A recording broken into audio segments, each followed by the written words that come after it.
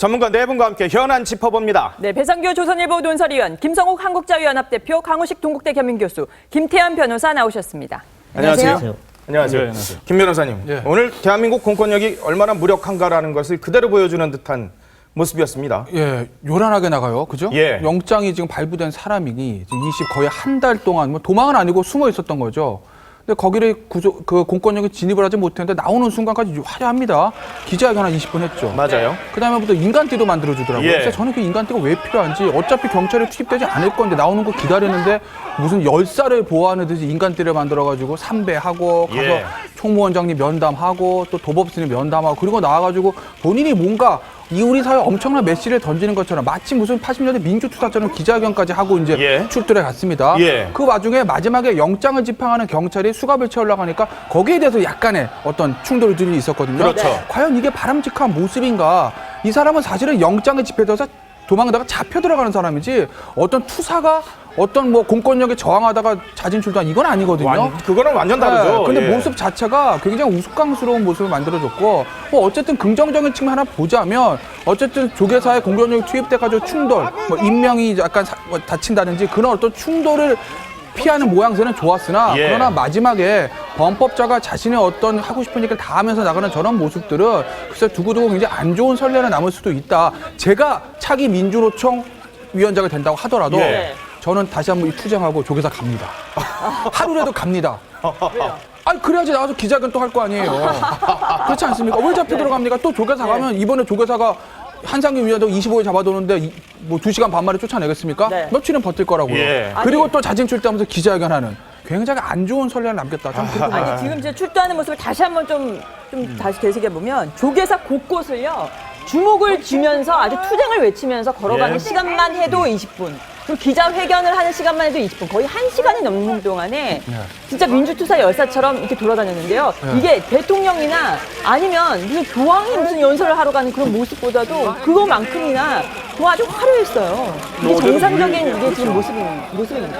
물리적 충돌이 없어 다행이긴 합니다만 예, 그건 다행이죠. 다만 예. 종교시설이 일종의 정치적 선동장처럼 비춰진 건 이건 정말 아주 유감스러운 일이고요. 예. 이게 선례가 돼서 다음번 또 후속 사례가 나오지 않을까 이게 염려스럽습니다. 예. 한상균 씨 나오는 모습도 그랬지만은 한 발언들 기자회견 내용들을 보면은 본인은 잘못한 거 하나도 없다는 거 아닙니까? 맞아요. 사과 한마디 없었습니다. 그렇죠. 자본과 권력은 절대 악인 것처럼 얘기하고 예. 본인이 평소에 하던 정치적 주장들을 유감 없이 여감 없이 그대로 내보내는데 그렇죠. 예. 이거 참 국민들 대부분이 보기에는 아주 민망한 모습이고요. 예. 한 내용들 중에 적어도 국민들에게 죄송스럽다는 얘기 한마디 나올 줄 기대했는데 이게 없었고요. 예. 그리고 11월 14일 날 불법 폭력 시위라는 건 어쨌든 객관적인 사실 아닙니까? 그렇죠. 여기서 113명 경찰들 다친 이 어린 전희경들에 대해서 유감스럽다는 표현이라도 한마디 했으면 맞아요. 얼마나 좋았을까 하는데 예. 전혀 이런 말이 나오지 않았습니다. 이 한상균이 원했던 것은 경찰 대 조계종, 이 종교와의 싸움으로 몰아가기 위해서 이 프레임을 짰던 것 같아요. 그렇죠. 원래 한상균이 저기서 이렇게 버티면서 안 나온 이유는 사실은 자기와 경찰의 문제로 가면은 그냥 범법자의 문제잖아요. 그렇죠. 근데 이거를 교묘하게 불교를 끌어들여서 뭔가 정권과 종교 간의 갈등으로 비치려고 했던 그런 의도가 있었고 그게 상당히 성공하긴 했습니다. 왜냐하면 예. 불교가 어쨌든 25일 동안 끌려다녔잖아요. 그렇죠. 근데 어쨌든 마지막에 어쨌든 자승 원장이 총무원장이 나서서 어쨌든 내보내긴 했다. 예. 그런 측면에서는 어느 정도 끌려들어간 걸 막긴 막았습니다. 예. 그런 측면에서 본다면 다행이긴 한데요. 근데 어쨌든 간에 지금 이 민노총이 앞으로도 또 이런 전략을 쓸 경우에 또 예. 어떻게 할 거냐 이런 부분에 대해서는 아무래도 불교 쪽에서도 다시 한번 생각을 해봐야 되고 이 정부에서도 이런 것들이 다시 한번 성공하지 않게 애초에 진입을 못하도록 막아야 될 것 같습니다. 조계사 주변에다가 그러니까요. 경찰을 해야 되나 아니 이거? 근데 한 위원장이 거의 주먹을 불끈 쥐면서 한 연설 내용을 보면요, 이런 내용이 있어요. 자신은 살인범도 아니고 폭동을 일으킨 사람도 예. 아닌데 오히려 박근혜 정권이 자신을 체포하기 위해서 수천 명의 경찰 병력을 동원을 했다라고 하는데 이게 완전히 적반하장 아닙니까? 본인이 폭력 집회하고 조계사로 숨어 들어가니까 경찰이 진짜 세금 2억 원, 3억 원씩 들여가지고 사실 이게 지금 투입이 된 거 아닙니까? 예, 일단 한상균 위원장이 이제 거치는 정해졌고 사실은 예. 이제 그런 면에서 보면 만세지탄의 감은 있습니다만 어쨌든 다행이라는 생각은 다행스럽죠. 듭니다. 예. 하지만 이제 지금부터 남은 것은 어쨌든 이제 한상균 위원장이나 민주노총이 주장하는 노동법에 대한 이게 계약이냐 아니냐 예. 또 이런 것들이 이제 쟁점으로 남는 거고 본인의 입장에선 자기가 지금 피해자다, 내가 많이 당했다, 노동자들이 많이 당했다라는 걸 웅변하고 있습니다. 예. 그리고 중요한 것은 지금부터 이제 그러니까 한상균 위원장이 오늘 제가 보면 그 기자회견을 보면서 느낀 것은 99,000명 그 소위 말하는 폭행이나 범죄를 저지르지 않은 예. 99,000명을 대변하려고 되게 애썼던 모습인 것 같아요. 네. 그리고 그들에게 마지막 호소를 하려고 하는 그런 지점이 좀 남아 있었거든요. 그러니까 지금까지 11월 14일 있었던 폭행에 포커스가 돼 있었던 것들에 예. 대해서 뒷부분으로 좀 옮기려고 하는 노력이 엿보였습니다. 즉 바꿔 말하면 대중 여론전에서 이제 좀 흐름을 좀 바꿔야겠다 이렇게 예. 생각하는 것처럼 보였었습니다. 한상균의 모습 이제 범죄인도 양극화가 되지 않을까라는 생각이 듭니다. 이 범죄 귀족이 돼버렸는데 조계사에 들어갈 수 있는 범죄자와 조계사에 들어가지 못하는 범죄자로 이제 양극화되어 있어요. 그러네요. 뭐라고 표현해야 될까요? 유전무죄, 유권무죄도 아니고 권력을 가지고 있는 범죄자, 권력이 없는 범죄자. 그래서 권력이라는 것은 본인의 권력도 있지만 본인의 뒤를 봐줄 수 있는 배후 세력이 있는 범죄자랑 배후 세력이 없는 범죄는 이렇게 보고 싶거든요. 네. 한상균 위원장이 저기 들어가 저렇게 버틸 수 있는 데는 무슨 힘이 있었겠습니까? 두 개의 힘이 있었습니다. 하나는 조계종인 거죠. 예. 어쨌든 뭐 조계종 입장에서 이해가 뭐 가는 측면 있는 것도 그럴 수 사실이에요. 있죠. 어찌됐든 간에 뭐 예. 종교 시설인데 거기다가 약간 정치적인 성격, 아주 약간입니다. 아주 약간 정치적인 성격을 띤 민주노총 위원장에 들어와가지고 어좀 투쟁을 하는데 그거를 내보낸다. 이게 조계종 입장에서 조금 부담은 될 거예요. 예, 예. 그런 어떤 조계종의 비호가 하나 있었고 또 하나는 저는 이게 야권의 문제를 제기할 수밖에 없는 것이 사실 야당 입장에서 보면 문재인 대표 입에서 나오는 워딩은 뭐였어야 되냐면 당신은 어쨌든 영장이 발부되면 나와라. 네. 출제 조사 받아라. 네가 하고 싶었던 메시지, 노동개혁에 대한 메시지 우리 당이 어쨌든 논의를 해서 반영을 해줄 테니까 예. 너는 무조건 나와라. 이 메시지가 있어야 되는 건데 야당의 메시지는 두 번째 메시지밖에 없었거든요. 왜냐? 문재인 대표가 그 2차 11대 평화시위 우리가 주도하겠습니다라고 말씀하시고 나서 조계사 간 것까진 좋았는데 예. 가서 한상균 면담을 해서 뭐라고 그랬습니까? 노동개혁 끝까지 저지하기 이 얘기를 했거든요. 네. 예. 당신 빨리 나와. 이 얘기는 안 했단 말인 거죠. 하하. 국가의 법을 끝까지 지키자. 법치주의가 확립돼야 된다는 얘기는 없고 오직 그 노동개혁에 대한 이슈에 대해서만 어떤 민주노총의 의사에 따라가는 듯한 그런 메시지를 던졌거든요. 예. 한상균 전 이거 아는 겁니다. 오늘도 그래서 얘기를 야당이 하잖아요. 요구한다는 발언을 오늘 연설에서 하지 않았습니까? 그러니까요. 오늘 노동 계약에 한상균- 같이 나서달라. 그럼요. 협상 테이블 나와라. 야당에게 그렇게 요구했어요. 그렇죠. 그러니까 오늘 한상균 위원장이 어떤 기자회견 했던 메시지 중에서 가장 정말 문제가 됐던 것은 야권에 던지는 메시지인 거죠. 노동개혁 입법 중단하라. 이겁니다. 어허. 여당과 청와대에 던지지 않아요. 어차피 예. 여당과 청와대 던진다고 들을지 않을 걸 알거든요. 야당은 왜 던질까요? 총선 4개월 남았거든요. 네. 600만 표. 그 무슨 기준으로 600만 표인지 모르겠는데 힘을 보여주겠다면서요. 야당이 그거 무시할 수 있을까요? 그래서 아는 오늘 겁니다, 나온 한상균 새정치연합의 의견을 보면 오히려 이제는 뭐 자진 출제에 대한 의견보다도 거리로 나온 국민 여론에 귀담아 들어라 라는 게 새정치민주연합의 그러니까 입장입니다. 항상 이제 새정치연합의 문제가 여기서 발견되는 건데 노동개혁 입법에 대해서는 당연히 다른 생각이 있을 수 있습니다. 야당이라면 어떻게 보면 당연한 거죠. 그건 사실은 국회라나 정책 토론자에서 그건 논의를 하고 그 다음에 이 불법 시행 문제는 별개로 가야 되는데 예. 그걸 항상 결부를 시키거든요. 우리가 추진하고자 막고자 하는 노동개혁 입법 우리가 막고자 하는 게 옳기 때문에 그렇기 때문에 국민이 거리를 나오면 정부는 여기를 들어야 되고 국민이 그걸 반대하는 국민의 청와대 앞에 가서 대통령 나오세요. 얘기 좀 합시다. 그럼 대통령 나와서 말씀을 드려야 되고 예. 이런 프레임을 가져간다는 거죠. 이건 80년대 운동권식 사고방식이지 21세기 사고방식이 아니 아니에요. 근데 한상균이 너무나 이율 배반적인 게요. 기자회견을 하면서 머리띠를 둘렀습니다. 비정규직 철폐. 아이 뭐 비정규직 철폐하면 좋지요. 그런데 실제로는 민노총 조합원 아니라고 타워크레인 다른 사람들 쓰지도 못하게 일자리 막아놨었죠. 11월 14일 날 비정규직 조합원들 너네 당신들 집회 안 나오면 우리 일자리 안 줘. 이래놓고 또 동원했죠.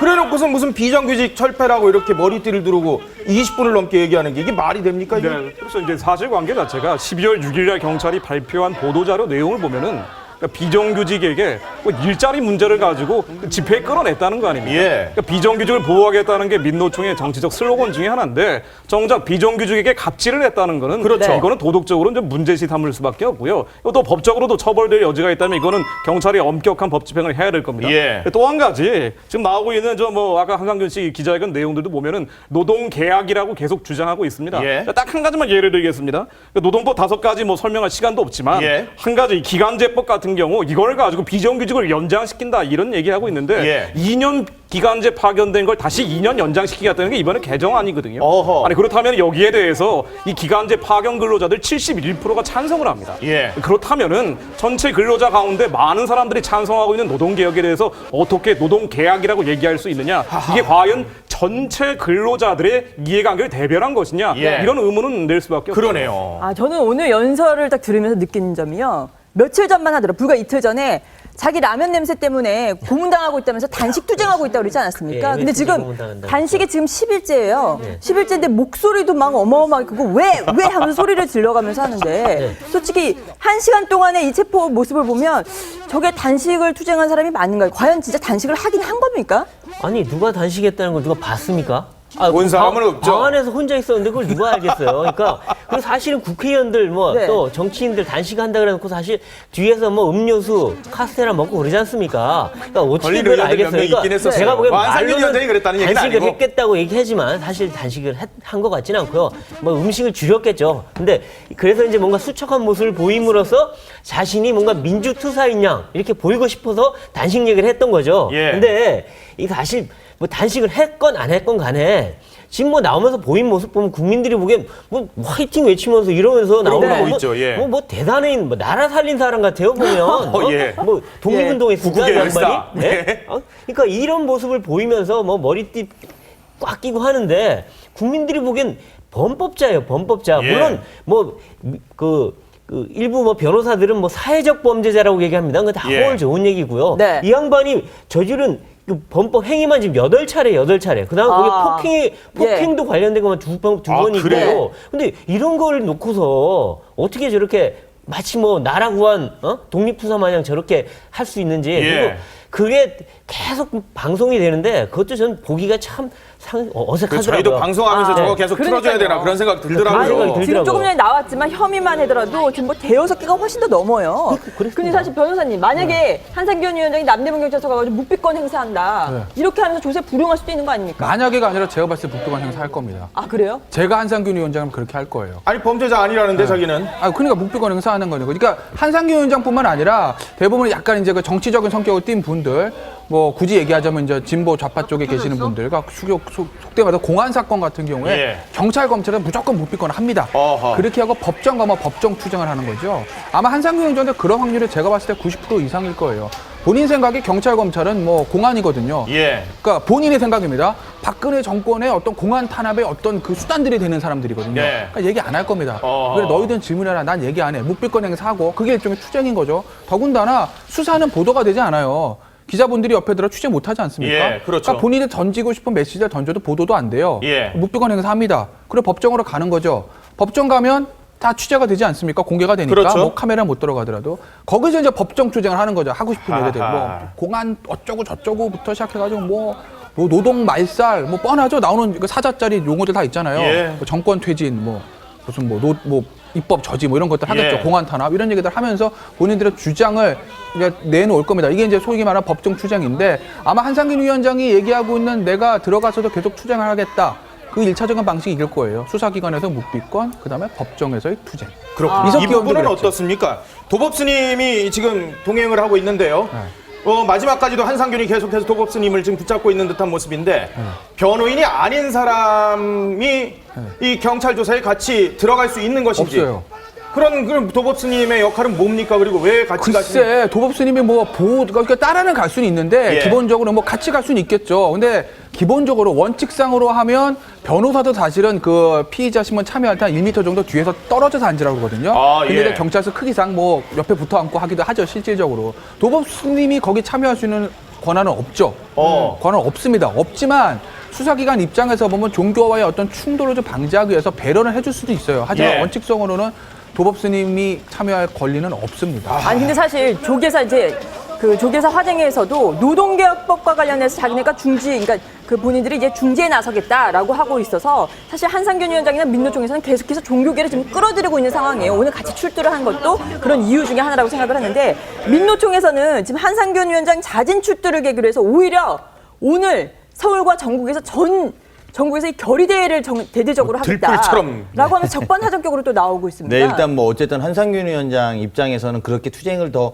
계속해야 할 수밖에 없는 국면이라고 보여지고요. 실제로 자진 출두하면서 어제 저녁에 중앙위원회가 모여서 한상균 위원장의 입장을 거치 문제를 정리하면서 향후 투쟁에 대한 논의를 했을 가능성이 높습니다. 그리고 그렇게 해야지 또 그쪽의 입장에서 보면 그렇게 해서 더 여론전을 한다. 한상균 위원장의 출두와 더불어서 여론전을 확산시킨다는 것이고 근데 아마 당연히 출두하는 걸 그걸 계기로 해서 또 결의대회를 한다는 게 말이 됩니까? 그러니까 이제 뭐 이런 거라고 봐야 되는 거죠. 그러니까 민주노총이나 이쪽 입장에서 보면 어쨌든 본인들의 주장을 더 확산시키는 계기가 돼야 된다. 이렇게 봤을 가능성이 높아 보이고요. 근데 이제 여기서 좀 짚어야 되는 몇 가지는 있는 것 같습니다. 한상균 위원장의 불법행위와 범법행위가 이번에 심판받는 문제와 사실은 이번에 주장하려고 했던 부분의 메시지를 더 확산시키려고 한다고 말씀을 드렸잖아요. 아까 제가 그 이유는 뭐냐면 이제 남는 건 그거밖에 안 남는 거거든요. 예. 즉 노동자들의 입장과 그걸 대변하는 입장밖에 남지 않기 때문에 그거를 조금 더 효과적으로 할 수 있는 본인들의 생각에 이게 효과적이다라고 판단하는 것들을 계속 벌려나갈 가능성밖에 없고요. 예. 사실 이제 그렇게 보면 지금 있는 뭐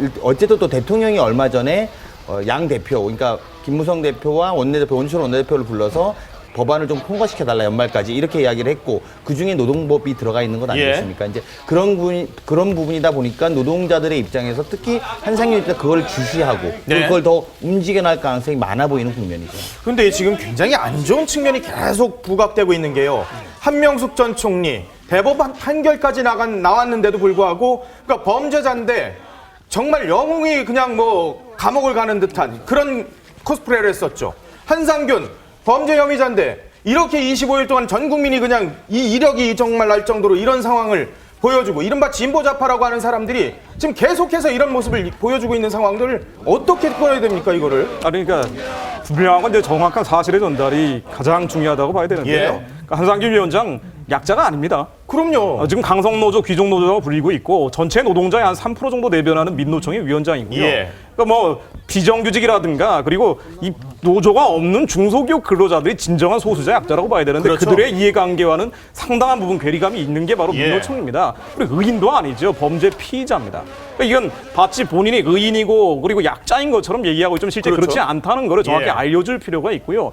뭐 오늘도 12월 9일이 권력 광기 치욕의 날이다 뭐 이런 식으로 표현하고 있는데 자, 이런 얘기들이 여과 없이 아무런 절제 없이 나가고 있다는 것에서 국민들이 자칫 잘못 생각할 수도 있지만은 예. 뭐 이런 자리를 빌어가지고 이게 어떤 사실관계에 의해서 진행된 건지 분명히 알 필요가 있다는 겁니다. 예. 이분은 그러니까 한상균 위원장은 노동개혁을 반대하다가 저렇게 들어가는 게 아니고요. 예. 그러니까 11월 14일 날 불법 폭력 시위와 그 전에 있었던 불법 폭력 시위가 계속 누적되다가 예. 이 불법 행위로 인해서 들어가는 겁니다. 체포영장 그렇죠. 그리고 발부됐는데 법원에 안 나가가지고 구속영장 발부된 거 아니에요? 아니 4번이나 재판 출석을 예. 안 했고 그리고 네. 체포영장 나중에 구속영장까지 거부하다가 급기야는 11월 14일 날 불법 폭력 시위를 주도하다가 들어가는 겁니다. 아하. 그러니까 노동개혁에 반대할 수 있겠지만 예. 그러나 이걸 반대해서 들어가는 게 아니라는 거 분명히 좀 명심하시면 아, 됩니다. 그러네요. 아니 지금 조계사에 숨어든 지는 25일 만에 체포긴 한데 지금 자진 출두긴 한데 이게 수배부터 시작하면요. 올해 노동절 5월 1일부터 시작을 했어요. 그때 체포영장이 발부됐고 5월에는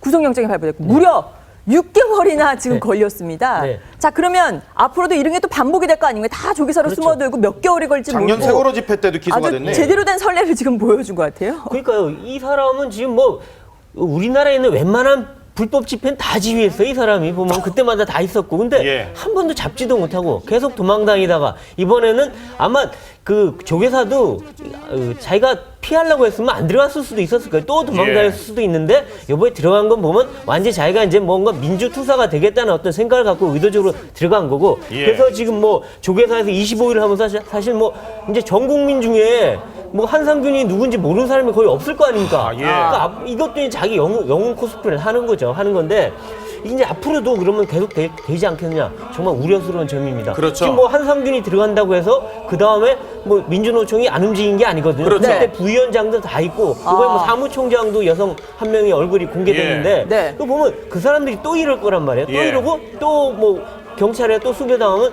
또 조계사 들어갈 거 아닙니까? 아이고. 근데 조계사는 어떻게 할 건가요? 그러니까 이런 거를 빨리 예방하려면 정말 요번에 요거를 반면교사 삼아서 예. 종교계도 정부도 뭔가 대책을 빨리 세워야 될 것 같습니다. 근데 이번에 보면은 이 민노총이 나름대로는 뭐 집결하라, 한상균을 보호하라 했는데 실제로 어제 보면은 민노총 조합원들 그렇게 많이 오지 않았었어요. 네, 그러니까 예전 같으면 막 인간띠로 해가지고 엄청나게 실력 행사를 했을 텐데 뭔가 동력이 좀 떨어진 게 아닌가라는 생각도 들고. 그런 부분 때문에 어제 아마 제가 볼 때 자승 총무원장께서 여러 가지를 판단했을 거라고 보는데요. 예. 사실은 이제 원래는 그 전에 민주노총이 자리를 잡고 그걸 이제 뜯어내는 과정이 있었는데 어제 그게 아예 없었죠. 그렇죠. 조계사 어제 그냥 직원들만, 조계사 예, 예. 직원들이 있었고 그거를 다 드러내고 그 다음 단계가 스님들을 바로 드러내야 되는 단계에서 자순총무원장이 이제 그만합시다. 그렇죠. 예. 하루만 기회를 주십시오. 이랬던 건 뭐냐면 사실 그 과정에서 민주노총의 간부들은 안부도 안 보였거든요. 예. 네. 사실 이제 그런 걸 두고 이야기가 좀 많습니다. 즉 바꿔 말하면 사실상 경찰과 조계사의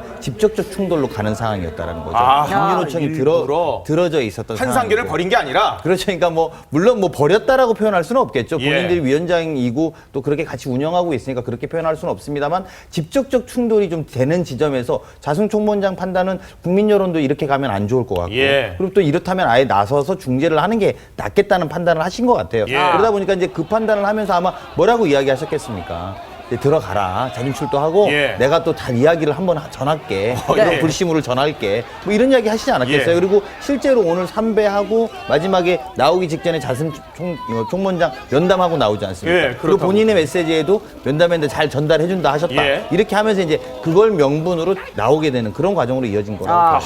아니 근데 뭐 3배 얘기도 했지만 그 안에서 정말 절도 하고 뭔가 자기는 선의의 인간이고 이런 거를 모습을 계속 보여주면서 나오지 않았습니까?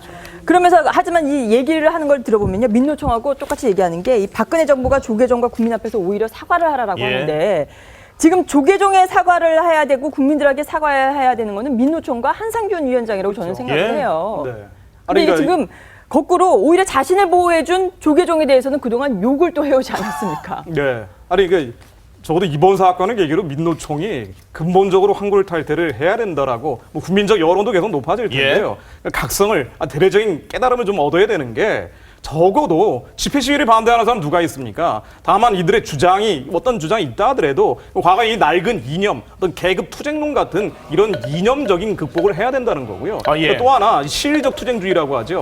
극단적인 투쟁을 통해서 본인들이 어떤 시위를 쟁취하려는 것 이것도 지양돼야 된다는 거고. 예. 그리고 무엇보다 불법과 폭력은 안 된다. 네. 절대로 쇠파이프는 동원돼서는 안 된다. 이번 사건을 계기로 민노총 전 국민이 지켜볼 겁니다. 예. 쇠파이프가 또다시 동원된다면은 그야말로 국민들한테 지지 기반이 이룰 수밖에 없고요. 예. 이 한상균 사건을 계기로 민노총이 다시 태어나는 계기를 내부에서 그 자체적으로 목소리가 나와줘야 되지 않나 그럴 수 있을까요? 그러니까 이런 문제들이 국민의 압박입니다. 다른 네. 건 무서워하지 않지만 12월 5일 날 평화 시위가 됐던 것은 예. 적어도 경찰이 이런 강경한 진압을 하겠다 그게 아니고 국민의 여론이 두려웠던 거거든요. 그렇죠. 그러니까 국민들이 이런 사태에 대해서 정확히 알고 있느냐 이게 첫 번째고 예. 그리고 노동계약이라고 하는데 이게 실질적으로 어떤 내용들인지 국민들이 좀 내용을 좀 찬찬히 살펴볼 네. 필요가 있고요. 예. 진짜 전체라서 적어도 50% 이상의 노동자들에게는 이 노동개혁이 필요하다는 게 전체 여론이거든요. 예. 그러니까 이런 사안들을 정확히 인지를 하고 국민이 여론으로 압박하는 게 가장 큰 힘이 아닌가 생각합니다. 근데 민노총 어제의 행태를 보면요. 어제 한상균 위원장이 압송될 예정이었던 사실 남대문 경찰서에 아예 난입을 했어요.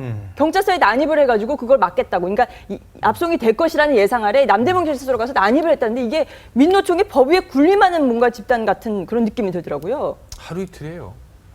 만연하다 있죠, 사실. 그렇지 않습니까? 아니, 시위 자체도 불법 시위인 거잖아요. 폭력 시위인 거고. 그러니까 본인들의 의사의 전달, 그러니까 본인들의 의사가 옳고 그름은 사람에 따라 가치관이 틀리니까 찬반의 남론이 있을 수 있습니다. 예전에 뭐 군사 독재, 민주화 이렇게 양분되는 것이 아니잖아요. 그러니까 노동개혁에 있어서도 노동개혁이 맞는지 노동계약이 맞는지에 대해서는 논의해볼 가치는 있는 거예요. 예. 그러니까 그 주장 자체가 문제가 있다는 게 아니라 그걸 전개하는 방식이거든요. 이번에도 그렇습니다. 본인들이 생각하고 있는 것이 노동계약이기 때문에 막아야 된다. 그렇기 때문에 우리는 모든 수단을 다 써도 된다. 이게 민주노총 한상균 위원장의 생각에 들어가 있는 거 아니겠습니까? 예. 그러니까 나는 국법 질서를 어기고 영장 집회에 응하지 않아도 나는 괜찮아. 왜? 내가 하는 거는 절대 선이기 때문이다. 예. 이거거든요. 민주노총 그 사람들이 남대문 경찰서 가서 그런 것도 마찬가지예요. 우리의 옳은 주장을 설파하고는 우리 지도자를 잡아가? 이건 우리에 대한 탄압이다. 이런 식으로 보는 것이거든요. 그러니까 이게 아까 제가 말씀드린 80년대 사고라는 거예요. 절대 악과 절대선. 예. 절대 악. 80년대 학생운동 하시는 분들도 사실은 그 당시 보면 실정법 위반이거든요. 화형도 예. 안 되는 거죠. 집시법 위반입니다. 그렇죠. 공무집행 방해입니다. 하지만 모든 국민이 용인해줬습니다. 그렇죠. 왜? 그들이 맞서 싸우는 것은 절대 악인 군사정부거든요. 예. 그러니까 국민의 저항권 차원에서 불법을 저질러도 잘했어. 너희들은 민주투사야. 이렇게 했던 거죠. 예. 하지만 지금 그게 아니라는 거예요. 본인의 옳은 주장, 본인의 주장이 아무리 옳을지라도 그걸 전개하는 방식이 굉장히 민주적이고 선진화돼야 되는데 지금의 민주노총과 한상균 위원장 투쟁 방식은 예. 전혀 그것과는 괴리되어 있거든요. 아하. 그렇기 때문에 민주노총이 계속 갔을 때 살 길이 있을까? 국민 속으로 들어올 수 있을까? 저는 회의적입니다. 아하. 굉장히 국민과 유리되는 어떤 사멸의 길로 가지 않을까? 저는 그렇게 봐요. 민노총은 계속해서 총파업을 하겠다고 합니다. 그렇죠. 예. 16일 날 총파업 하자고 또 뭐 민노총이 밝히고 있고 또 오늘 뭐 한상균 위원장 들어가면서 뭐 계속 투쟁하자고 그렇죠. 했는데 오히려 더 강력하게 하자고 그랬어요. 그죠. 더 예. 강력하게. 그러니까 이게 뭐 이제 내가 들어가더라도 남은 사람들이 다 해라 이런 거고 뭐 남은 사람들도 지금 보면 뭐 한 위원장의 유지를 받들어서 뭐 잘하겠다 하고 있는데 예.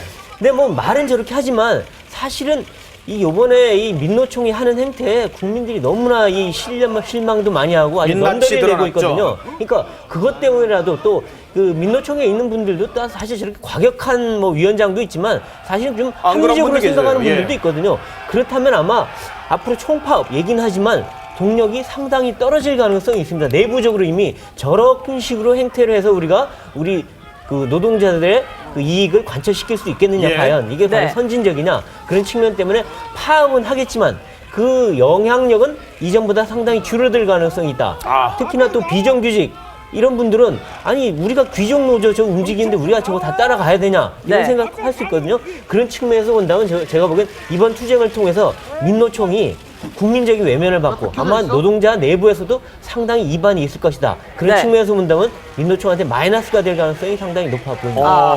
아니 근데 앞으로 이 투쟁의 동력은 어떻게 보면 또 야당의 또 역할이 또 개입이 돼 있을 것 같아요. 예. 왜냐면 오늘도 한상균 위원장이 야당에게 요구한다 하면서 박근혜 대통령이 진두지휘하는 그 협상TV에서 나와라. 노동계약법 같이 하자 이렇게 얘기를 했어요. 야당은 어떻게 나올 거로 보세요? 야당이 지금 이제 사실은 야당한테 의지할 수밖에 없는 게 한상균 위원장의 처지죠. 예. 여당하고 대통령의 입장은 정해져 있는 것이고 사실 그렇기 때문에 본인은 투쟁해왔다고 밝히고 있던 건 아니겠습니까? 그러니까 야당이 이 협상 테이블에서 좀 잘 버텨줘야 된다라고 아마 생각하고 있을 겁니다. 그리고 저는 이제 그 이전에 근본적으로 어떤 의미로 보면 이 노동계의 문제 또는 이 민주노총의 문제 이전에 예. 정치권의 문제를 부정할 수 없다고 봅니다. 정치권이 이 문제를 사실 효과적으로 문제를 풀어냈다라고 하면 예. 10만 명이나 되는 대중들이 길거리에 나오지 않았을 거라고 봅니다.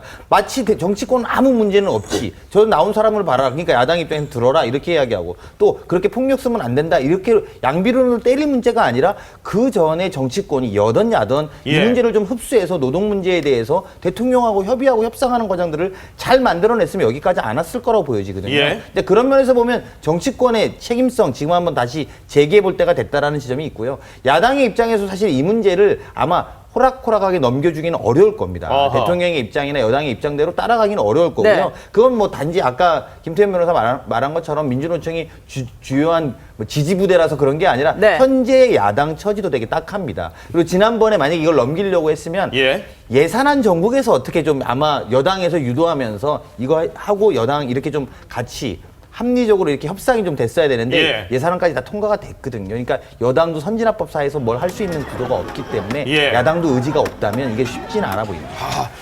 이 한상균에 대해서 소요죄 적용 여부가 지금 논란이 되고 있습니다. 이게 어떤 죄고 예. 가능한 겁니까? 이게 처음 나온 얘기가 언제냐면 김수남 총장 인사청문회 때 아마 제 기억에 새누리당 김진태 의원이었던 것 같아요. 아마 물으셨을 거예요. 이거 소유죄 적용하는 거 어때요? 라고 했을 때 검토하겠습니다. 그래서 이제 언론에 불거졌거든요. 예.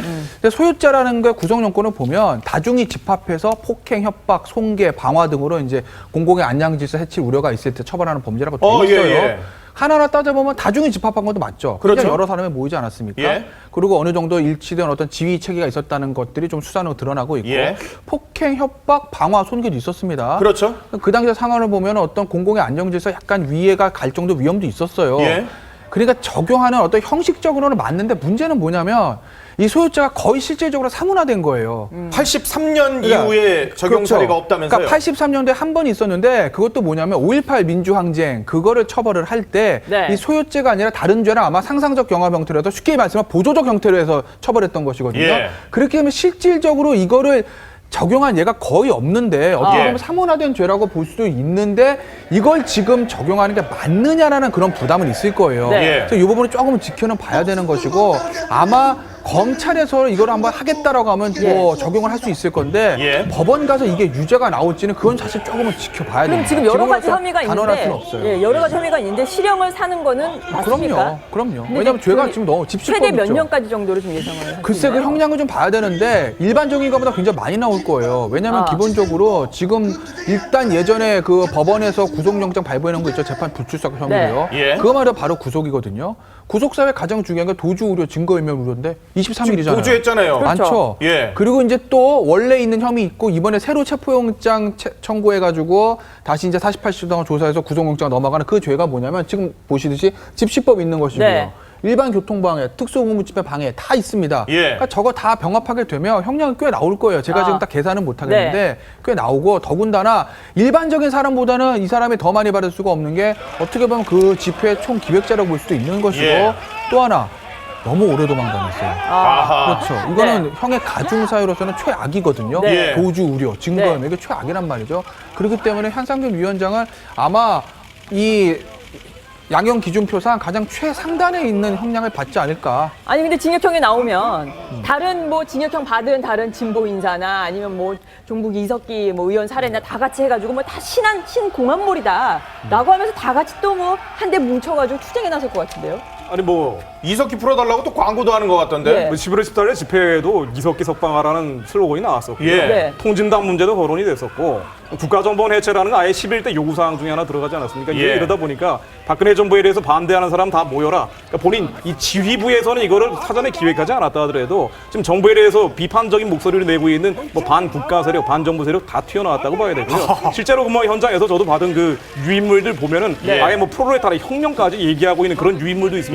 누가 뿌리인지 알 수도 없는 네. 내용들인데 자, 이러다 보니까 이제 박근혜 정부에 대해서 비판적인 목소리를 내고 있는 여러 세력들이 다 결집할 수 있는데 자, 이건 뭐 정부에서 해결하고 국민들이 어떻게 지지해 주느냐에 달려 있을 겁니다. 예. 그렇기 때문에 지금 정부 여당 역할이 중요한 게요. 이 게으름과 무능에 대해서 비판하지 않을 수 없는 대목이 예. 적어도 이 노동개혁이 문제가 됐으면 국민들한테 설명을 해야 됩니다. 그렇죠. 지금 이 반대척에서는 노동개혁이 노동계약이라고 얘기하면서 절대 악이라고 몰아가고 있다면 예. 이게 왜 노동자들을 위해서 전체 국민을 위해서 필요한지 예. 새누리당 국회의원들 150명이 앞서 나서서 설명을 하면 국민들이 이해할 거 아닙니까? 지지해주고 그리고 불법과 폭력은 안 된다라고 동의해줄 수 있을 텐데 예. 사실 김무성 대표 말고는 몇 명 목소리가 나오질 않거든요. 자, 이런 부분들 이건 정부 여당이 철저히 마지막까지 책임져야 될 부분입니다. 태만이군요. 자, 이 와중에 또 논란이 되고 있는 분이에요. 신기남 의원. 이분 또 왜 이러는지 모르겠어요.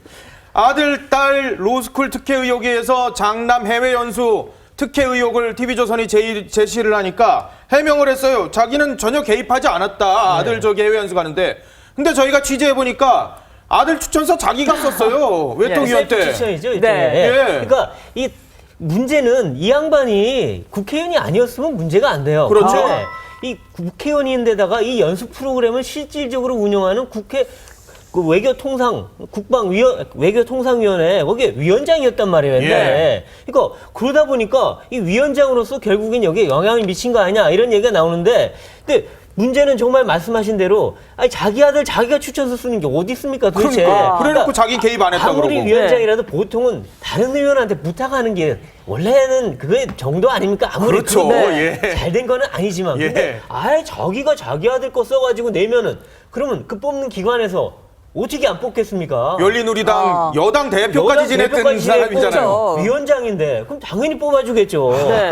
아니, 위원장이 추천했는데 그거 안 뽑아주겠습니까? 거기다 보니까 아들이고. 네. 그러니까 이런 게 사실은 그럼 나왔을 때 좀 죄송하다든가 뭔가 해명을 제대로 해야 되는데 예. 계속 그냥 변명에 평가에 변명. 관여하지 않았다고 했는데 평가에까지 관여했으면 이건 비리죠, 정말 비리. 아, 추천은 자기가 추천서 썼는데 평가에는 관여하지 않았다. 근데 이런 사실 얘기인가요? 평가하는 그러면? 사람들이 네. 이걸 보고 영향을 안 받겠습니까? 그러니까 그거를 이게 눈 가리고 아웅하면 안 되죠, 지금. 아니 네. 지금 계속해서 국민들 공분을 사는 게 신기남 의원이 거짓말을 자꾸 하는 것 같아요. 이게 사실 추천서 했다라는 거 이거 취재를 하면 다 드러날 사실인데 그러니까요. 그걸 앞두고 본인은 전혀 개입을 하지 않았다 이렇게 얘기하지 않았습니까? 그렇죠. 100번 양보해서 자기 아들 추천서 자기가 쓸 수도 있습니다. 쓸 수도 있죠. 심지어 본인이 본인 예. 추천서 쓸 수 있는 거니까요. 예. 그런 건 문제가 아니라고 봅니다. 다만 이게 부인했다라는 거죠. 네. 부인하고 나서 드러났다는 그렇죠. 거죠. 사실 우리가 이런 경우에 극단적으로 최근에 본 케이스의 정치인이 이완구 총리 아닙니까? 예. 사실 아니다. 또 다음에 나타나고 또 다음에 나타나고 예. 이러면서 점점 네. 붉어져서 사실은 처음부터 이런 일이 있었지만 이러이러했었다라는 게 명백하게 밝혀졌다면 오히려 예. 총리 사퇴까지는 안 갔을 거라고 보여집니다. 그런데도 불구하고 이렇게 거짓말이 자꾸만 눈덩이로 불어나면 더군다나 이게 오랫동안 국회에 계셨거든요. 그렇죠. 네. 초선이나 아니면 정치하신 지 얼마 안 되면 잘 몰라서 그럴 거니라고 생각할 수 있겠지만 사선 의원이잖아요. 사선에다가 뭐 당 의장까지 지내시고 예. 이런 분인데 그러면 본인의 어떤 거치, 특히 자기 자녀들과의 관련된 거치. 저는 어떤 의미로 보면 사실 요즘에 흑수저 금수저 논란 이런 네. 논란 자체를 좀 어떤 젊은이들의 어떤 반감들 또 정치권이나 가진이에 대한 반감 전반으로 이어질까 오히려 더 걱정스러워요. 그렇죠. 몇몇 특혜를 부리는 사람들에 대해서 이렇게 응징하고 이런 게 되지 않으면서 오히려 그런 부분까지 좀 살펴봐야 되는 거 아닌가 생각이 듭니다. 네, 이분이 전적이 있는 게요. 2004년에 열린우리당 의장할 때 이른바 이게 친일 과거사 정리의 앞장을 서면서 남은 단죄를 엄청나게 하면서 정작 자기 아버지가 친일 행적했던 거에 대해서 문제가 제기되니까 그런 적 없다고 부인을 엄청 하다가 나중에 증거되니까 어쩔 수 없이 물러났던 전례가 있거든요. 근데 이번에도 비슷해요. 그러니까 이게 좀 아쉬운 게요. 그러니까 이분도 뭐 비단 신기남 의원뿐만 아니라 뭐 다른 야당 의원도 마찬가지, 여당 의원도 마찬가지일 겁니다. 이게 우리가 지금 대중들의 인식 장치가 굉장히 높아졌기 때문에 선악 판단이 굉장히 분명해요. 예. 그러니까 좀 용인해 줄 건 용인해 준단 말이죠. 깔끔하게 인정하는 게 낫죠. 아버지 친일 논란. 그 자식이 어떻게 하겠어요? 뭐 그러니까요. 아버지를 안 부를 수도 없잖아요. 예. 노무현 대통령이 그렇게 정면 돌파한 거 아니겠습니까? 예. 그러니까 인정할 건 인정하고, 근데 아버지가 그렇게 한 거 맞다. 근데 어떡하냐, 미안하다, 예. 난 잘하겠다라든지. 또 이것도 자식 문제입니다. 예. 아버지가 내가 외통이니까 우리 아들이 가고 싶다니까 내가 추천자 한번 써줬어. 잘못했어. 또 어떡하겠냐, 자식이니까 좀 봐줘. 예. 이게 차라리 낫지 않았을까. 네. 예, 오히려요. 인정할 건 인정을 해야 하는 것이 맞는 것인데 안 했습니다 하다가 딱 들키게 되면 나머지 모든 것들에 대한 진술에 신빙성의 문제가 생기거든요. 네. 아하. 거짓말 논란, 거짓말 의원 딱지가 붙는 거지, 뭐 아버지가 친일, 아들 뭐 특혜, 이건 이제 온데간데 없어진다는 그렇죠. 거죠. 네. 이거 신기남 의원뿐 아니라 다른 좀 여야 정치 하시는 분들도 이분을 조금 이 점을 좀 명확했으면 좋겠다는 생각이 드네요. 그렇군요. 알겠습니다. 지금까지 배성규 조선일보 논설위원, 김성욱 한국자유연합 대표, 강훈식 동국대 겸임교수, 김태훈 변호사와 함께했습니다. 고맙습니다. 감사합니다. 감사합니다.